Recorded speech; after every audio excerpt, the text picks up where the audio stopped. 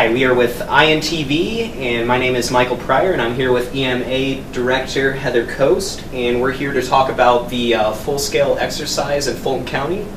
And if you would like to elaborate on that a little bit. Thanks, Michael. We did have a full-scale exercise that many of our county partners participated in. It was on June 15th, and the full-scale exercise is required every 4 years in a cycle through the state emergency planning.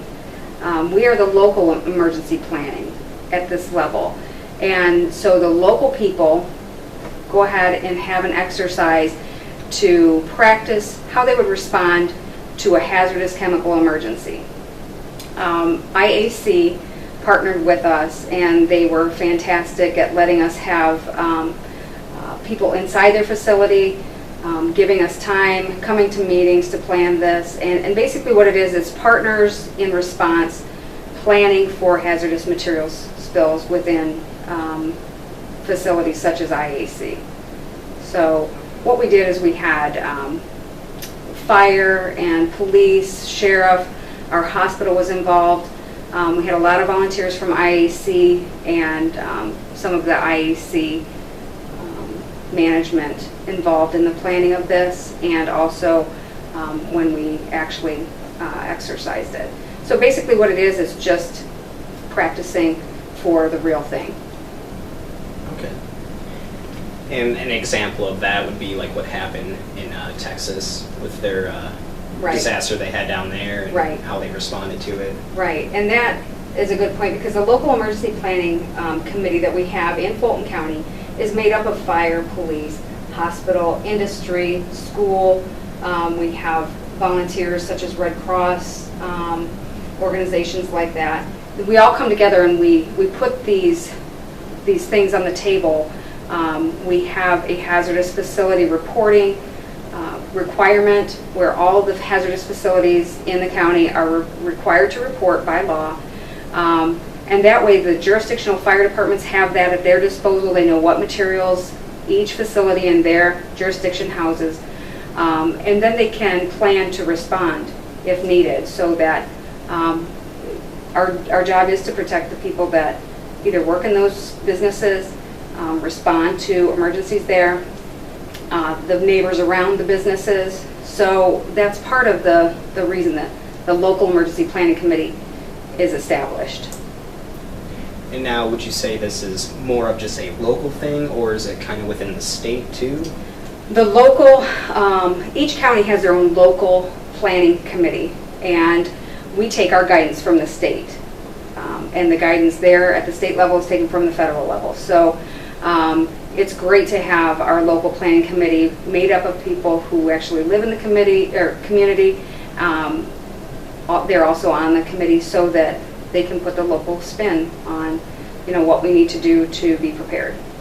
For the people at home that don't know what EMA stands for, could you just elaborate on that a little bit? Sure, absolutely, good question. EMA stands for Emergency Management Agency, and basically I tell people we are the local FEMA.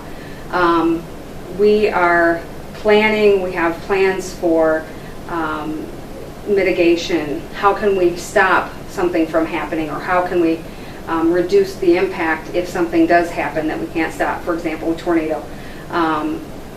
We have plans in place for response. We have plans for hazardous material spills. So that is what EMA does on a day-to-day basis. When we had the tornadoes back a few years ago, the basic job for an EMA director is to coordinate services and get some of the resources in while the first responders are doing their job.